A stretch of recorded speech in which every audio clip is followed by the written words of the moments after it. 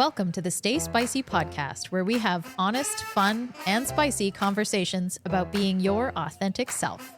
We are your hosts, Lynette and Sherry, and we are coming to you from Edmonton, Alberta, Canada, located on Treaty 6 territory and within the Métis homelands of the Métis Nation of Alberta, Region 4. Stay Spicy is on a mission to build the community and tools to help you on your journey in becoming your most spicy self. We've got workshops, personal branding services, podcasting, merchandise, and more. Check it all out at stayspicy.ca.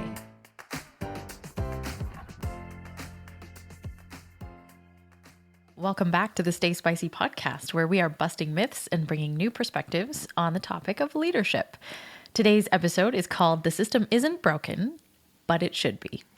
I used to say the system is broken, but I've changed my view on this. And, now I think the system isn't broken. It's working exactly as it was intended by the people who built it. And that is the problem. A quote was shared with me actually the other day that I think fits this really well on this topic. So Jessica Riddell included this quote by James Clear in her book, Hope Circuits. So James Clear says, "You do not rise to the level of your goals. You fail to the level of your systems." And that really resonated me. So what does this mean exactly? Well, I'm going to start off by telling a bit of a story. And as Sherry and our guest today know, I love this story. It's an old folktale called The Emperor's New Clothes. So for those who are not familiar with it, basically, there's this emperor who has an obsession with his image and specifically fancy new clothes, spends a lot of money on them. And then there's these two con men that come into town and convince the emperor that they make the most beautiful clothes. So the emperor hires these two con men to make clothes for him. But of course, they don't actually know how to make clothes. So they start making fake clothes and convince the emperor that only smart people can see the clothes, that stupid people and incompetent people cannot see the clothes. And so, of course, the emperor doesn't want to be seen as stupid or incompetent, so pretends to see these fake clothes, as does his officials and the servants, because they also don't want to be seen as stupid or incompetent. And so on the day that the emperor's clothes are finished, they pretend to dress him in these fake clothes, so he's essentially naked. And he proceeds to walk through the city to show all of his subjects his beautiful new clothes. So he walks naked through the city, and all the townsfolk go along with this because they also don't want to be caught out, and they just assume this ruse. And it's finally this one child that actually calls it out, and that says, essentially, he's naked. Dude, your dick is out. So... I love this story, not just because I identify with the child, but because a little while ago, it struck me as very similar to a lot of situations I'd been in the workplace. And almost like there was these roles or these archetypes that everybody plays, and this system kept perpetuating itself, repeating itself over and over again, which struck me as crazy because this is a folktale from 1837. And here we are in 2024, still going through these same systems.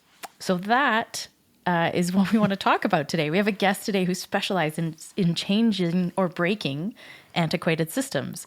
I guess in that story I just told, maybe she's the role of the child. And Sherry's going to actually introduce our guest. Oh boy, this is going to be a spicy one.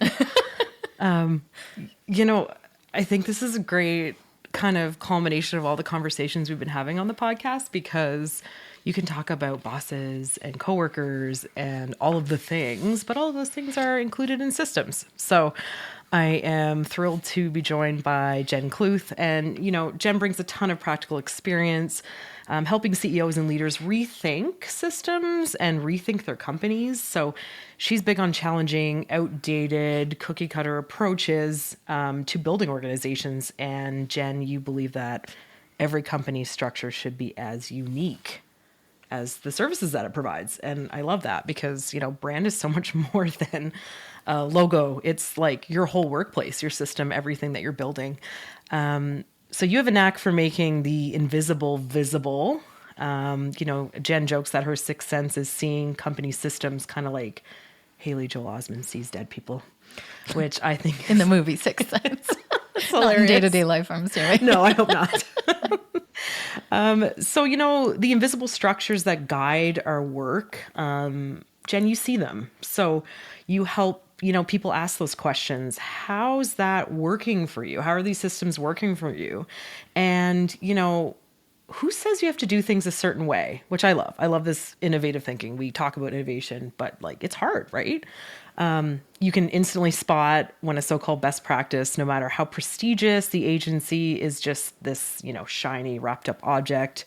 And I love when when you say things like zombie recommendations, because while they may seem appealing, they're only going to eat away at your culture and happiness. So they have no soul, like zombies. So, it's an uncomfortable place for a lot of people to go. It's an uncomfortable place for a lot of leaders to go, a lot of staff to go. But we can't unsee the obvious, and we do have a choice to bring it around. So welcome, Jen, to the podcast.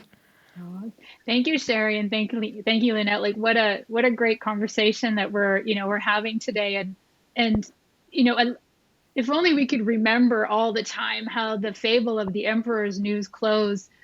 We laugh at the emperor. We chide at the two folks who were there, duping the emperor and the kingdom. And we all think that we're the child. But in any given system, at any given time, we're playing all of those roles. Mm-hmm. And so what's so fun about this work and this conversation is how can we see the system because we feel it? And then how can we be in a position to make some choice around it in a practical way? Amazing. Yeah. So, you kicked us off, but let's start by talking about what actually is the system.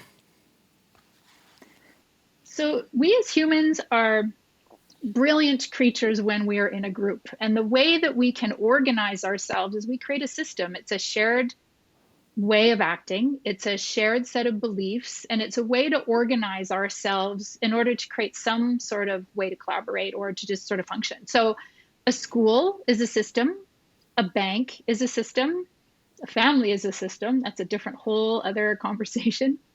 Different and podcast. Really, and work, of course, is a system, which is there's agreements that are in there that we may or may not have explicitly said, I'm going to agree to act in it. But because we don't want to stand out, like we're on the Serengeti and get So what's interesting about a system is that we will act in it as a way to self-preserve. And what's interesting about this work of the work is to say, where do we want to make a choice on which role we want to play? And I focus my work on the system of work, because when we can see it from the outside and when we can see who's playing the roles of emperor, child, the dupers, or the townspeople, we can sit at choice to do something different. Mm-hmm. And sometimes there's systems that we don't think about being systems. You talked about family systems. You've talked briefly previously about, the beauty industry and things like that. Do you have any examples of how maybe you yourself or people have participated in a system and without realizing it, maybe? Because you talked about that sort of those shared beliefs that create habits, and we don't necessarily think about them until we're forced to. I had an interesting realization. I'm the mother of two teenage girls, and I was reflecting on that because I was asked the question. It was some sort of icebreaker moment around, like, what was your most embarrassing moment? And I didn't answer it this way, funny enough, but in my mind, I went to this point of my most embarrassing moment when I was swished back to high school. And in high school, there was always the place where, people had to converge and move through, and everybody's in their groups. And so me just wanting to get through where the convergent in this hallway was where like the cool people were and the jockey people were. And I'm walking through the middle of it, and someone had left a Tampax in the middle of the floor, and I ended up stepping on it inadvertently. And so I'm walking through the rest of this cool people's place with a Tampax on the bottom of my feet. And it was the most embarrassing moment. Now, why was it the most embarrassing moment? Number one, well, we as teenagers aren't supposed to menstruate, heaven forbid. You're not supposed to certainly have any sort of display that you have any product around this. In fact, there was this huge campaign about the microfilm and it being so discreet.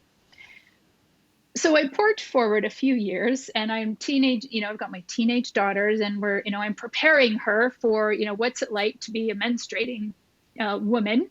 And I'm like, okay, here's what you do with the product. You put it here, you put it in your pocket. You can just, you do this with it. It goes over here. And here's how you can get through your day without anybody knowing that you have your period. And she's puzzled, and she looks at me and she says, Mom, why are we hiding it? And I went, oh, right.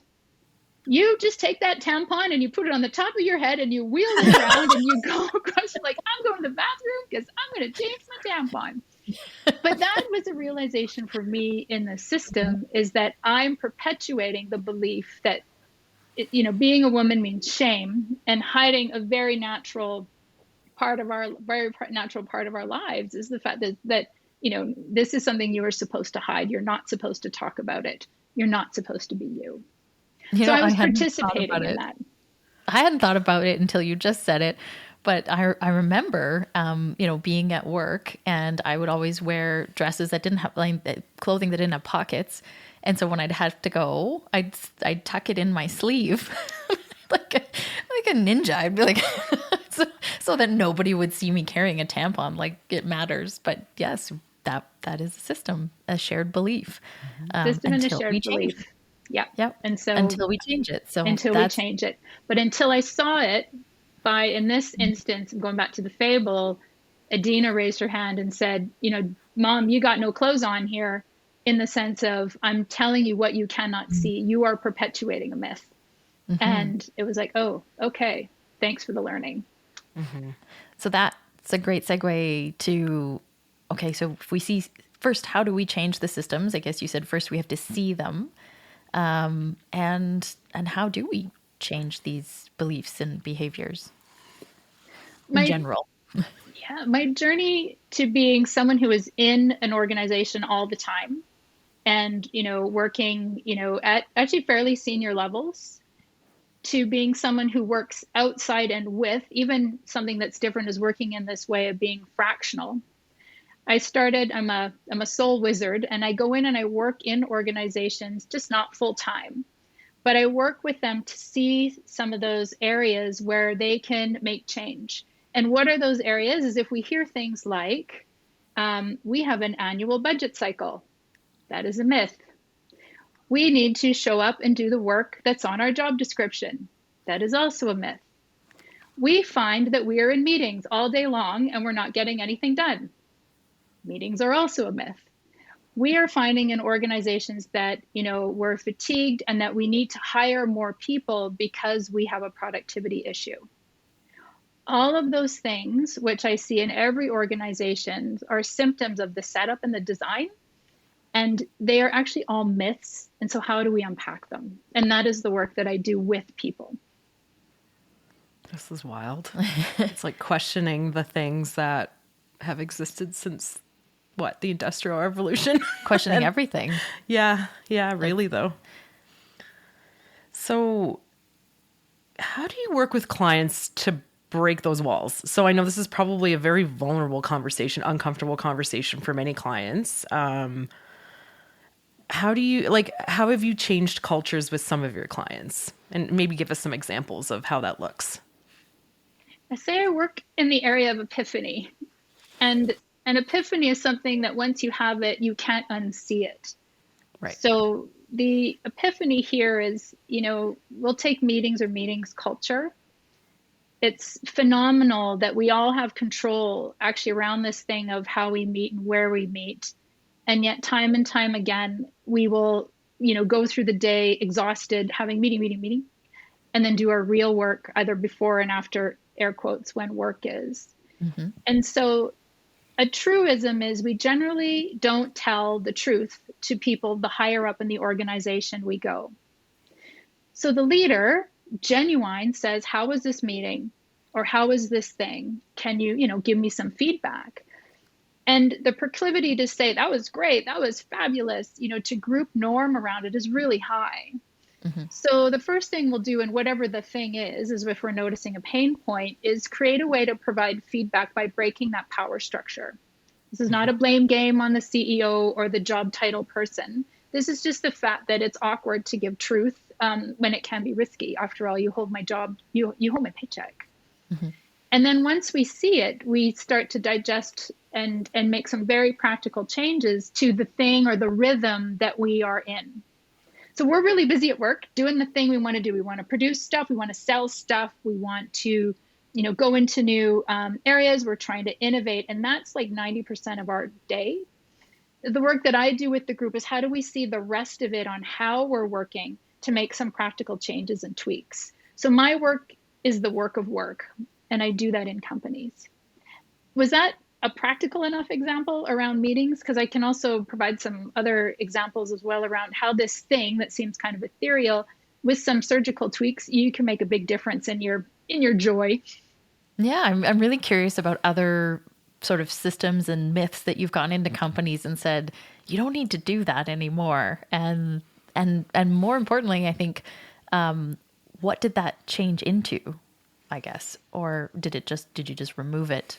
Because I'm thinking, okay, so if you eliminated meetings, how, like, did you just take the meetings out and everybody was great? Or was there sort of something else that was put in its place for whatever the purpose was? We've heard of, or you might probably know of, Marie Kondo. Yes. And Marie Kondo takes a look at your closet and your things and holds up the thing and says, do you love it? If you do, we keep it. If we don't, away you go. That design principle holds up for meetings, which is if you were to empty the schedule of meetings, which actually some organizations have done, it doesn't mean don't meet. It says every once in a while, you need to clean the closet. You need to take all this stuff out and only put back in what's been essential. And it's very interesting around those choices of, did we really need to have this conversation? That's the first. And if we were to say, take out 50%, you only get like dollars, you only get to spend this amount of time in meetings, the values around that time changes. So first we empty the closet, then we put in the essential items. And then the next thing is anything that says regularly scheduled and is scheduled by job title, pretty good indication that it's maybe not the best time being had by all. So what's the outcome? And then why should I be showing up? And then how do I have the right agenda? So it's just a different way of taking a look at, senior leader meeting every Friday morning. We're going to have the same conversation and we're going to generally hate it. Instead, we can take the thing out. We're laughing because this is sometimes things are funny because they're true and sometimes they're funny because they're not true. This is funny because it's true. Does not spark joy. Does not spark joy. And so that is one example where it sounds like, right, but we're all in control of how we meet and who we meet with, wherever we are. And yet we're having this collectively shitty experience and we just keep going because we're busy and it is work to make change. So some of those surgical things, we've seen productivity expand and people are actually be able to do work. That's amazing. And as a consultant, this kind of relates to me because I realized that when I started working with companies and started, kind of joining their teams in a way, because I do a lot of writing and stuff like that, I got to pick and choose the meetings I went to. And every single meeting that was like based on a group, like a specific job title or like marketing meeting or something like that, like regular scheduled, I found myself pulling out of all of them because A, I didn't have to because I wasn't technically an employee, and B, it freed up more time for me to do the work. So if I wasn't in a meeting that was on a specific project, I kind of let it go. And it was insane how much I could get done and how much time I had to just crunch out the projects and get the stuff done. So looking at it from the outside, I think is an advantage, and obviously one that you have, Jen, to see that. So that's really fascinating. I'm starting to light bulbs are going off over here on these little truisms. And not just whether you meet, but I think you talked about how you meet. Right. One thing I hated most, certain kinds of meetings, was just activity updates. I had a boss that loved those, and everyone in the organization hated that meeting and expressed it to the boss and said, can we please stop doing these meetings, or can we change the way they're done? And so the entire organization had to go around and give essentially like an activity update. And then it created this culture of feeling like you needed to prove you were busy. And so I committed to myself that I would never do those kinds of meetings, that if we did team meetings, that it would be focused on brain sprouting or strategy or something useful, not just report to me what you've been up to. So it's also questioning, how are we structuring this meeting, and what are people going to get out of it, and more than just the leader needs to get something out of the meeting. Mm-hmm. And we're seeing now and you talk about leadership, but it's a bit of an existential crisis around leadership, because the way the organization was designed, the role of the leader was to do all of the thinking, and the role of anybody who's not as leaders to do all the doing. Mm-hmm. And before, in order for the leader to do all the thinking, I need information from direct reports. And in this age, we do not need information from direct reports any longer. So there's a bit of an existential crisis around what's your purpose. And so we're very much seeing a flattening that happens, where it's a hub and spoke model, where we, instead of having the tree structure, so instead of having the pyramid structure, which is actually a replication of a kingdom, that's another topic, we're actually seeing hub and spoke, which is better reflection of the work. So a really not so cool, but I find fun party trick is, if you show me your org structure, I will tell you your culture, because that structure is exactly how we act and how we operate. Oh, I really want to do that. It's like tarot card reading for the organizational design nerds. So Lynette's bread and butter. We're going to have to bring you back for another episode, and I'm just going to get org structures from different, actually I could get 5 different org structures from the same organization all within 2 years to show you. Also an indication. So those are some changes around what's the role of leader. And if I'm held accountable to report up, I will do what I get paid for. And so those are some tweaks, which comes back to, what is the role of the leader in this? Is this leader as coach? Is this leader as director?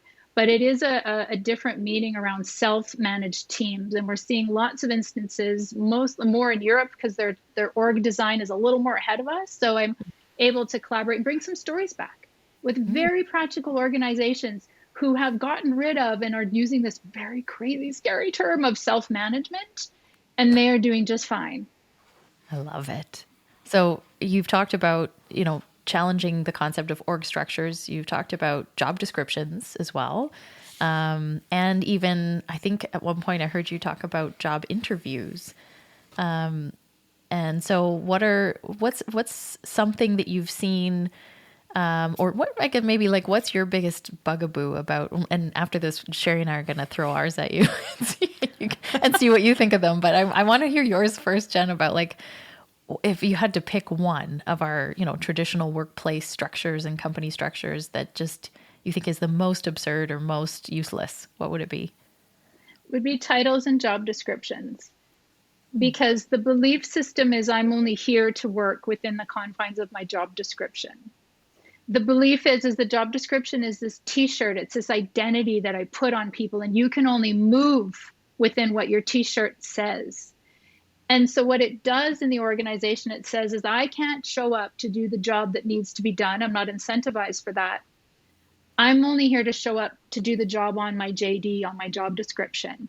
And so that rewiring of how I can see the problem, Sherry, you talked about, you can see, because you're not in the confines of the system, you can maneuver to see the job that needs to be done and select where you're most productive as an outsider. But for insiders, it really is stick within your confines. So again, nothing is practical when you just whisk it away. We put in other very practical ways of saying, so how do I know what I should work on? But we trust. You've heard of theory X and theory Y. Theory X is we don't trust folks to do what they need to do, so they need to be in the office all the time so I can watch you. Theory Y is a more human-centered approach that says that you are a thinking, sentient human and you're going to make some mistakes, but I can trust that you know where to put your butt every day for work. Formed opinion on that. And so, when we kind of use some of those trust examples, somehow, why is it that me as a human I can leave work and somehow function. But when I come into work, I need to be told what to do. And at one instance, like tape my receipts onto a sheet of paper to prove that I didn't steal $6 worth of coffee. So you can sort of see how those systems, when we question them and go, why are you doing that? Who wins? Some of those easy tweaks just unlock a whole other way of being at work. And I find that those systems aren't actually catching the people who are doing the bad things. Like it's creating work for the people who aren't, and then it's not actually focused on the people that are making the bad decisions.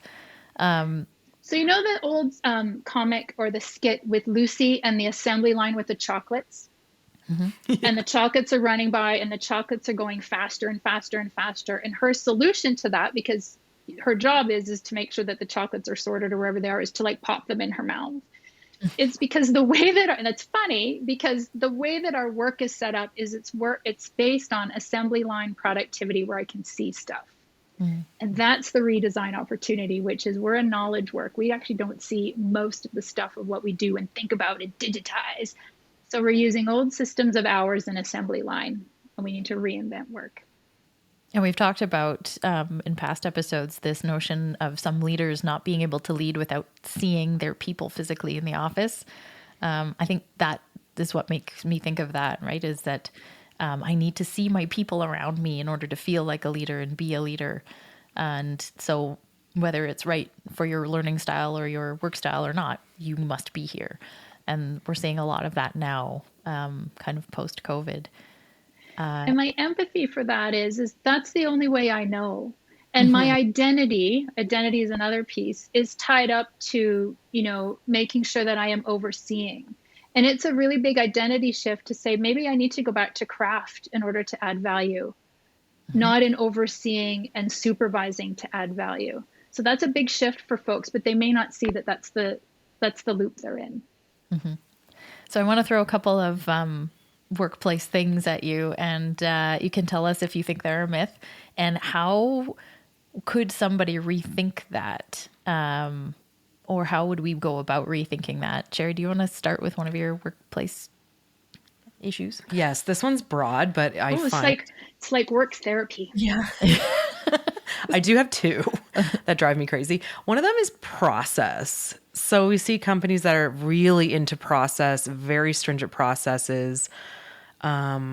Personally, for me, as someone who has to do things quickly, sometimes processes trip me up. We don't do the best job we could. We don't put out the coolest product we could put out. That could be anything from RFP processes to the way that work is assigned. I've seen so many times just built for function. It's not built for the function. It's just built for the process. What do you think about processes, Jen, when you're working with clients? How do you kind of question them? Well, the bureaucracy, which is process, is the antithesis braces of creativity.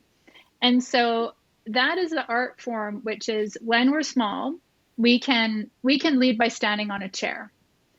But once we get to like 150 to 200 people, we need to put into some sort of process or steps to make sure that we're not repeating ourselves. What happens is we forget to Marie Kondo the old stuff and put in the new stuff, which is relevant today.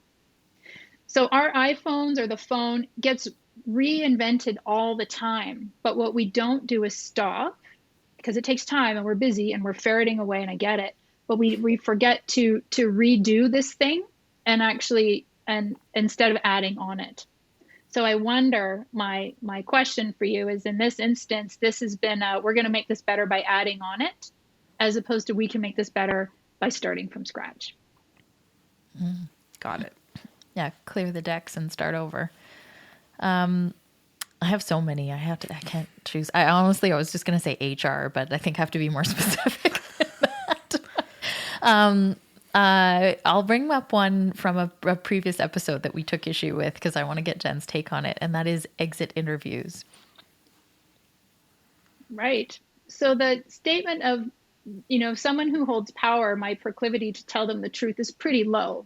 We get taught that right from schooling, the teacher's at the center of the room, or whatever that is.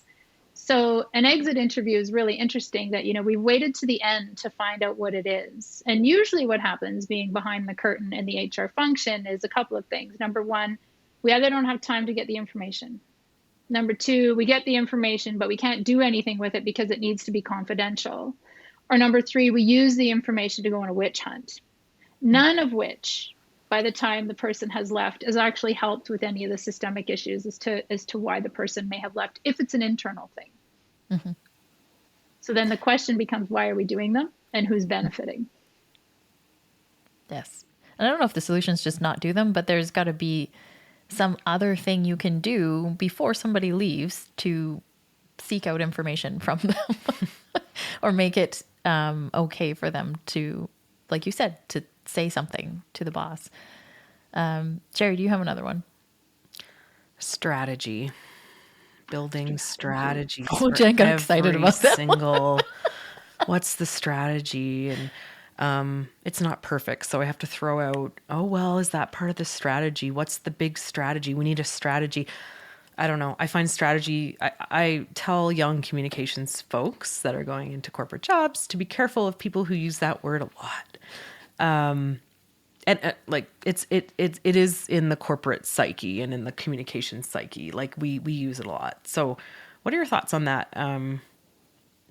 The overuse of strategy or the lack thereof of strategy. Interested in your thoughts on that one, Jen.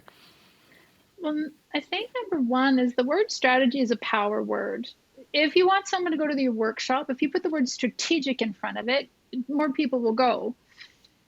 And so it can be one of those words that gets used because I'm actually not feeling I'm being heard. And so it's interesting to get curious as to why the word is tossed out a lot. The other thing is, if you have someone external that needs to come in and go to an offsite so that you can talk about the things which are most important on an annual cycle, there's a lot of belief systems in there that, number one, an external person's going to come save you. Two, that strategy follows any sort of annual cycle. And three, that the document from the top down has meant that the rest of the organization therefore doesn't know how to think. So it's a really interesting pinnacle of a bunch of beliefs in a system and where you can see it go wrong. Sherry, why does it bug you so much? I like a good strategy. Like I think something that comes together and guides folks and it's high level and everyone can look at it and be like, yeah, we knocked that off. Like we're all on the same page. I don't like it when I find people hold up things because they keep saying, I find strategy disguised as perfectionism. So I've worked with leaders who they'll say, well, we need a strategy around this. Okay, fine. We need to execute this in 2 months. We need a strategy around. Okay, we develop a strategy. It's like 1 or 2 pages, whatever. They take it back. It doesn't get approved. It's back and forth. It's bantered around. Everyone's editing it. Nothing's getting done. So I find that, and sometimes it's taken as and used as, well, the strategy's not ready, so we can't go forward. And it's almost used as this like bastion of fear, like this thing you can use now to say, we're not ready to go. The strategy's not ready. What's the strategy? Every time someone brings an idea that people are afraid of and might, be a little bit risque. So I find it's used a bit too much, and there's all these high-level strategy jobs. There's strategy firms. I see it everywhere. And I think, I used to have a sign on my desk that said, my strategy's getting shit done. I do believe there's a time and a place for strategic thought, and I love that from senior leaders, but I do think it's overused, and sometimes it's used as a way to block something innovative from happening. Yeah. And how I'm listening through that is, there's a lot of the dynamics around using strategy is the reason to not do the thing we need to do. And it's actually the same thought dynamic, which is, here's the reason I'm not working out. Here's the reason I'm not writing my book.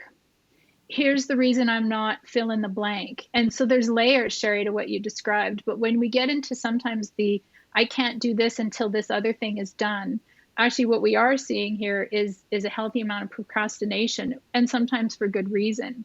And so what's interesting then there is we can actually act our way into wanting to do something the best way to work out or wanting to work out. We're never going to want to work out. We just need to work out. And so I find it fascinating to take a look at the dynamics around using and holding up something as a reason to not do it. Mm-hmm. So I wonder if that's what's going on in there, which mm-hmm. is, I'm afraid to fail. So here's a good reason for me to not start. Because I have seen organizations where there wasn't a strategy or a common vision and everybody was confused about what are we here to do. For sure. And so I do think strategy is required to act as sort of a coalescing factor. But if every time you go to do, that should be enough, right? That's strategy. And then now you go and you execute. If every time you go to do something, you're like, we need a new strategy, that's, I think, an indicator of indecisiveness or, like you said, procrastination. In that instance. And then the upper layer, and very much agree, which is we need to know which mountain we're climbing to the top of. We can't see it very clearly, but and we shouldn't be changing mountaintops a lot. But how we get there is the discussion around really what is the strategy around those particular, what's the path that we're going to take. The more people who are involved and can touch that document and keep it alive, the better. So I love, back Sherry, to your idea around process, which is what is the way that we create strategy is also an indication of the culture that we have. Mm-hmm. Okay, one last one. What do you think of performance reviews? That's a good one. That was my next one. Yeah, totally. I'm trying to figure out who wins with performance management, actually. And that's an earnest question. Oh, yeah, maybe I should have switched it to not performance reviews, but also like performance improvement plans. Those are just like, that's just a formality on the way to firing someone. Performance improvement plans are a challenge because once the leader has decided that this person's not going to succeed, they just won't. There really is not a lot of hoops that will happen. The brain will put you in that box. I've not seen anybody turn that around. What is really interesting about 9-box systems, performance systems, succession systems is they are a way to take a complex series of decisions and put them into a complicated process. What do I mean by that? Anything that we're doing that involves humans is a series of discussions, and it is super contextual. Anytime you hear about boxes and forms, we're just trying to make it easy, not effective. And that's my polite way of traditional HR, why it feels so like it just isn't working for me. It's because this is a complex instance, and you're putting it into a boxed process because we brought an ERP system and we better make sure we're working it. Mm-hmm. So what do we do? So that's great. We can see what the problem. So in some of those things, it isn't about take it out, but it's about saying, what's the quality of the conversation that's going on? And how can we give the individual more power to ask for what they need? If we can solve those two things in a practical way by having a better meeting, chances are you're going to unlock the fact that I know what I'm doing and I know how I'm doing it well. Mm-hmm. So before we wrap out, I could honestly talk about this all day. I have a whole list of these things. But what I want, so you work with companies where the CEO has at least agreed to have you come in and help them see things, right? So there's a willingness there. What if you are not the CEO and you're in a company and you see the system and you want to change, you want to make change, or you want to choose a different role, as you said, in the system? What would you advise somebody in that position to do if they wanted to start questioning the systems that they're participating in and that are around them, but also start changing the roles that they play? Love it. We've all seen Ted Lasso, or if you've seen Ted Lasso, there's a scene in Ted Lasso where, Jamie Tart, who's a soccer player, for those who haven't seen it, goes up to the board and he has an epiphany. And by the way, Ted Lasso is just about workplace design for us workplace design nerds. And Jamie Tart goes up to the board. It's the board that has the play. And he's saying, what I need you to do is I need you to go through me and not to me, to the ball. And he realized that his job is not to play a set player, that his job on the players or the whole team is to play the field, not play their position. It was an entirely different way of looking at the game. So how do I make that practical? One of the questions you can ask yourself is, what is the job that needs to be done right now, as opposed to the job that's on my job description? And what's that suggestion I can add and be the little kid with the emperor's new clothes to bring things forward? The second piece that I always do, because I've learned this through myself as an achievement junkie, is to find my capacity. Where can I dial it back by 20%? Because I'll tell you, no one else is going to notice.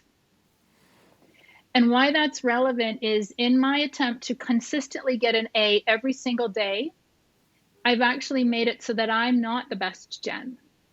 And so that provide capacity for myself and really look at my identity around this role are two interesting starting points to make change in the system, but also the only thing I can change is myself. And you've talked about... Did that make sense in terms of the stories around seeing the play and then also making sure I've got capacity to like play the play? Yeah. But also I want to ask you to invite you to talk about choice and consequence too, right? Because, we talk about being the child or, dialing back and all of the choices we make have consequences, some good, some bad. And there's sacrifice associated with change, right? Because if you do call out a system, sometimes the person in charge isn't going to like it. Or if you decide to make change, and that ruffles feathers, that there is a legitimate sacrifice or consequence associated with it. But it's still a choice. It is still a choice.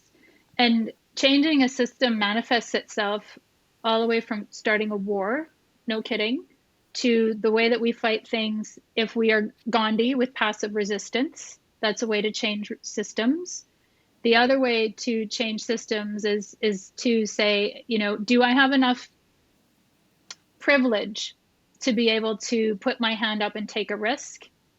And in that privilege, do I also offer a suggestion? Now, in the organizational setting, we've worked with leaders, we work with CEOs. I haven't met many that actually were like not wanting feedback. They may or may not do anything with it, but it isn't diabolical around, look at the minions. We want to just look at you in your chairs. They actually know that they're getting filtered feedback all the time. So take that risk. I think we'd be surprised at what we can do with it. Mm-hmm. Great. Well, that was a very eye-opening discussion. Fascinating. So Jen, if our listeners want to connect with you or learn more about the work that you do, where can they find you? Oh, I'd love to geek out or nerd out with someone and so please find me on LinkedIn at Jen Kluthe. I am very, very simple in finding me, and I hope to live what I preach for others, which is that it's the story around, I'm sorry I wrote you such a long note. I didn't take the time to write you a short one. And in the work that I do, we take the time to make it simple and short. I love that. Thanks so much, Jen, for today's conversation. We may end up inviting you back to analyze org charts because that just sounds really exciting for me. That's a wrap for this episode. Thanks everybody for tuning in. And you can also find us on LinkedIn at Stay Spicy Inc. Stay spicy, everyone. See you next time. Thanks for listening to the Stay Spicy podcast. We love hearing from our listeners and want you to be part of our community. So connect with us on social media at Stay Spicy Inc. And visit us online at stayspicy.ca.